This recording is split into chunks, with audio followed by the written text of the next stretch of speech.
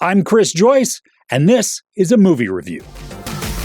Johnny Knoxville and the gang return for one final fling at the big screen, featuring all new stunts and stupidity along with the greatest hits from the past. Jackass Best and Last showcases the hijinks of this band of idiots over the past 25 years.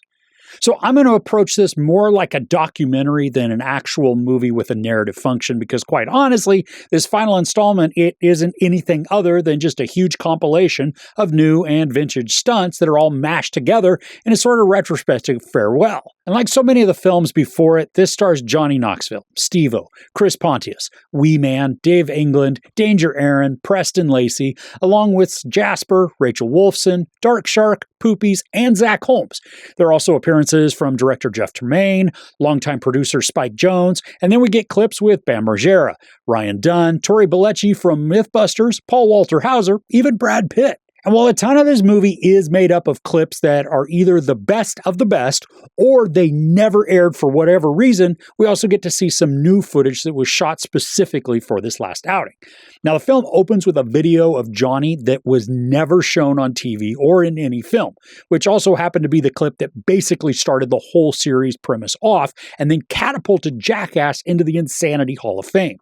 Now, I'm not going to tell you what the stunt was, but I was breathless and extremely nervous at what was about to happen. I mean, I know the outcome wasn't as bad as it could have been, which then becomes blatantly obvious since we have a show and then subsequent movies. Still, though, it is a powerful and captivating way to start this final goodbye.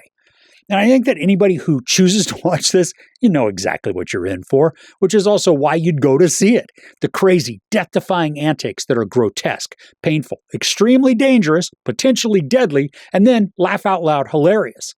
Now, one scene from a stunt about 20 years ago had me almost throwing up in my seat. I irped unexpectedly, and it was because it was a combo of what the stunt was showcasing and then the reactions from the rest of the cast.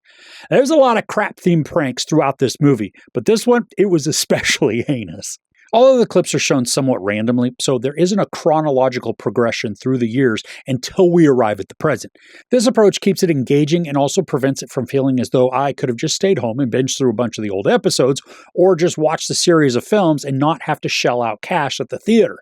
There is still some aspect of that sentiment, especially when a couple of the cast only participate peripherally, like Dark Shark, Rachel Woflson. Yeah, they're present, they're in the background for many of the current outings, but they never fully take part or even become the center of any particular stunt. And it made them seem more like third-wheelers within the film, almost like there was 0 point for them to be included. And yeah, I do get some of that. We want to see the OGs take the punishments.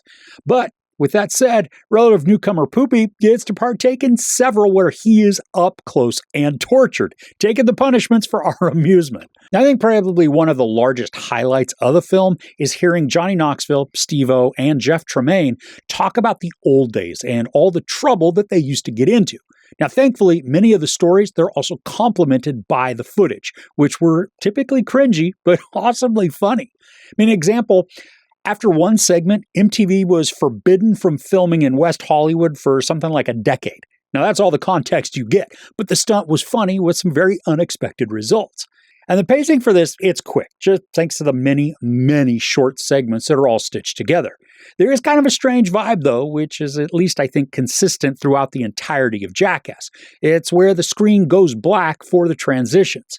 Now, it does create a sort of a choppiness to the presentation, but the movie uses it almost as an emotional reset for each portion.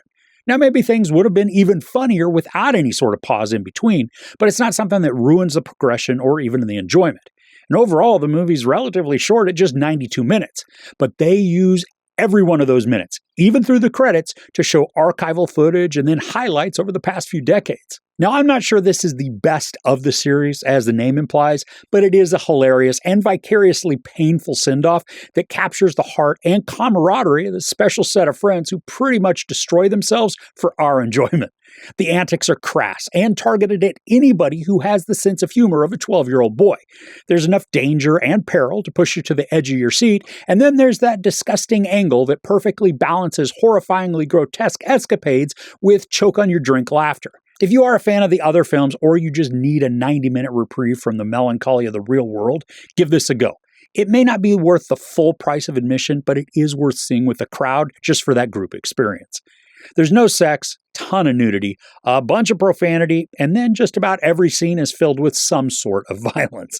I give Jackass best and last 3.5 out of 5 couches. I mean, this made me laugh a lot, and it was exactly what I expected to be. So if you see it, I hope you have just as much fun.